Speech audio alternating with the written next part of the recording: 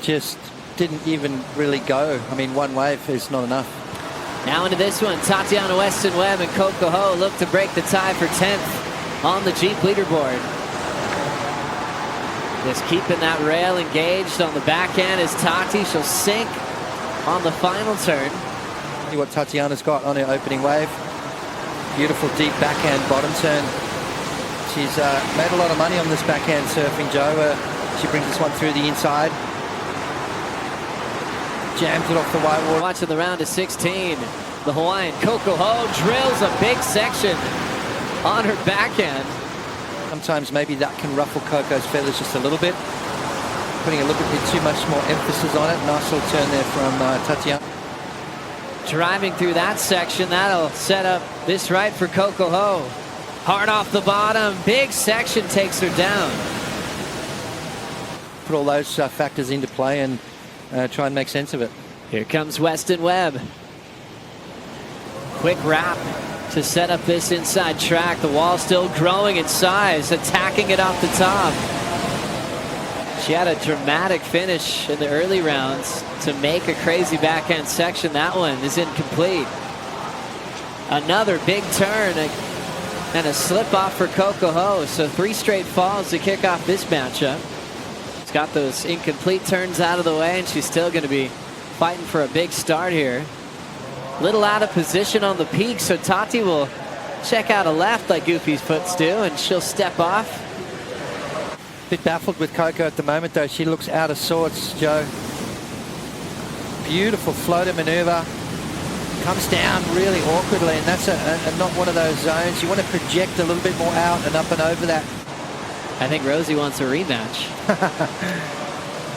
As we watch this one, Coco laying down a beautiful frontside wrap. And she'll fall in the second turn. They need a pretty solid score. At the moment, a 6.66 required. That's better from Coco. Beautiful wrapping turn. And then she does all the hard work and then makes a mistake at the end. So that's going to hurt the score. The judges want to see these surfers complete their rides. You're almost better off kicking out than falling at the end, going for an extra maneuver. But let's have a look at this turn here from Coco. Beautiful body position. Probably one of the best techniques out there, without a doubt. Slashing it all the way back into the whitewater. They're committing to that. 3.47 is higher than Tati's second scoring ride, so we got a heat in her hands, and the ocean is pumping. First wave will be ridden by Tati. A crazy backhand re-entry attempt. She goes straight down. As we just saw a stack of waves just firing through the main break. Weston-Webb under priority, looking for some clear water. Finds it there, nice snap. Second one clean off the lip, gets a third down the line. So adjusting and finding a smaller wave that just allowed her to hit the lip a few times. Looking to improve on her 3.33, now with 10 minutes to go. Allowed her just multiple turns.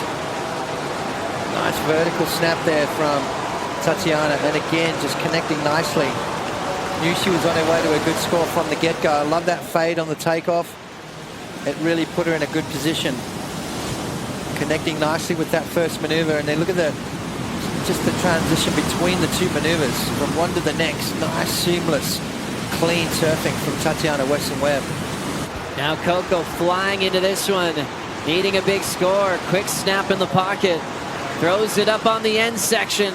Such a hard place to pull off maneuvers like that. As we look at her last effort. Yeah, again, you know, you've got to be on the right wave. Coco snapping right there. Beautiful maneuver.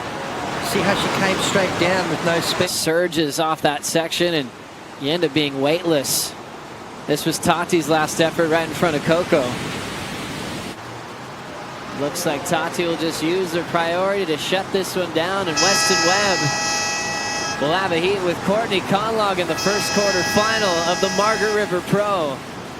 12.5 combined total.